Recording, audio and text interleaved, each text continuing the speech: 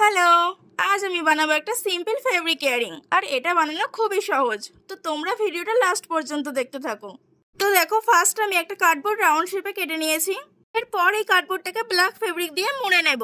আর চলো ততক্ষণে তোমাদের কিছু কমেন্ট পড়ে নিই।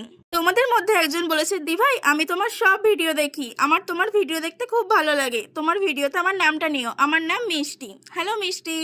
আরেকজন কমেন্ট করেছে, আমার নামটা কি অনেক কঠিন, আমার নাম নাও না, এর পরের ভিডিওতে আমার নামটা নিও।